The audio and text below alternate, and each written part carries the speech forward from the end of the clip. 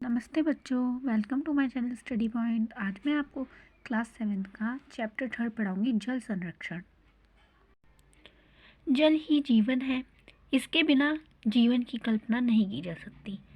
हम जल ही जीवन होता है और जल के बिना हम सोच भी नहीं सकते जीने के बारे में, कल्पना भी नहीं कर सकते हैं। हम अपने दैनिक कार्यों में जल का उपयोग करते हैं। हम अपने डेली लाइफ के यूज़ के लिए जल का उपयोग करते हैं। जल का उपयोग करते समय हम लापरवाही भी करते हैं। प्रस्तुत पाठ में जल के महत्व पर प्रकाश डाला गया है। आइए जल संरक्षण के विषय में जानकारी प्राप्त करते हैं। ऑक्सीजन, जल एवं भोजन 3 ऐसे तत्व हैं जिनके बिना इस धरती पर मनुष्य जीवित नहीं रह सकता।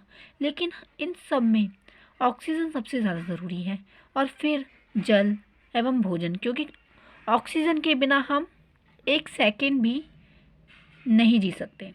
स्वच्छ जल भी अत्यधिक महत्वपूर्ण है, क्योंकि हम अपने दैनिक गतिविधियों को पूरा करने में और ख़ासकर पीने के लिए इसकी आवश्यकता पड़ती है। हमें किसकी ज़रूरत पड़ती है? पानी की, जल की।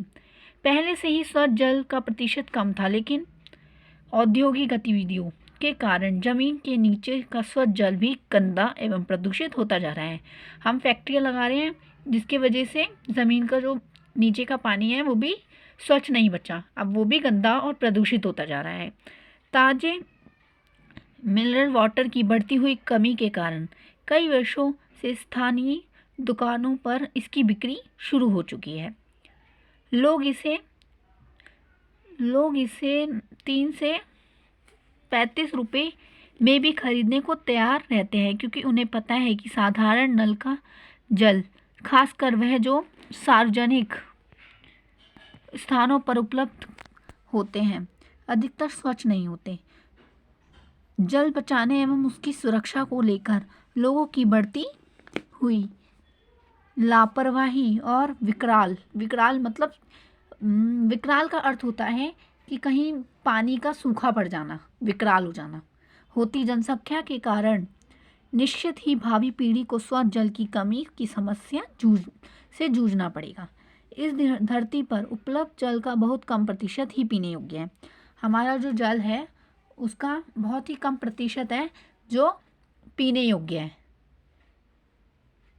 जल की कमी वाले स्थानों पर रहने वाले लोगों को प्रतिदिन बहुत कम जल का इस्तेमाल करते हुए जीवन जीना पड़ता है।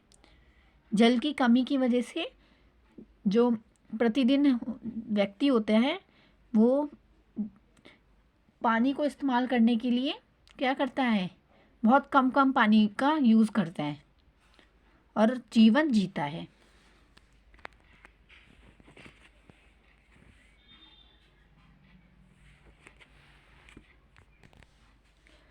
धरती के 3/4 हिस्से में जल है और इसका 95% समुद्र का जल है, अर्थात यह खारा जल है जो उपभोग के लिए अयोग्य है। इसका जो ये 95% है ये समुद्र का जल है जो खारा जल है, जिसको हम उपयोग में नहीं लाते। बचा हुआ लगभग 2.7% है जल ही स्वच्छ पीने योग्य, लेकिन इसका भी 70% बर्फ की चादरों के रूप में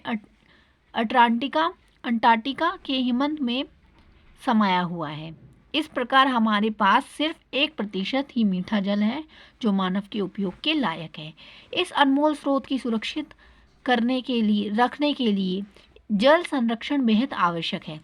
जल को हमारे को बचाना होगा, उसका उपयोग जो है वो सही ढंग से करना होगा, तभी हम जल का संरक्षण कर सकते हैं। साथ ही यह भी आवश्यक है कि हम पीने योग्य जल के संसाधनों में सीवेज, जहरीले रसायन एवं अन्य कूड़े कचरे के सीधे मिलने के कारण दूषित होने से बचाएं। आबादी की बढ़ती हुई दर, वनों की कटाई एवं तेजी से हो रहे शहरीकरण के कारण स्वच्छ जल की मांग बढ़ती जा रही है और साथ ही जल प्रदूषित एवं कम होता जा रहा है। भूमि अफवाह, जल निकास, रिसाव, मल, वायुमंडलीय निक्षेप, वर्षण, औद्योगिक अपशिष्ट इत्यादि भूमिगत जल को प्रदूषित करने वाले स्रोत हैं। यह सभी गंदे पदार्थ झीलों, नदियों, तटीय जल इत्यादि में जमा हो जाते हैं और धीरे धीरे बड़े जल निकायों और भूमिगत जल में भी मिल जाते हैं। कृषि भूमि में अत्यधिक मात्रा में उर्वरकों, कीटनाशकों एवं खरपतवार नाशकों के इस्तेमाल के अलावा आवासीय क्षेत्रों से कपड़े धोने का पाउडर, साबुन इत्यादि जल को प्रदूषित करने वाले अन्य स्रोत हैं। इस तरह के गैर इंगित प्रदूषण स्रोत भी जल की गुणवत्ता को खराब करने में महत्वपूर्ण भूमिका निभा रहे हैं।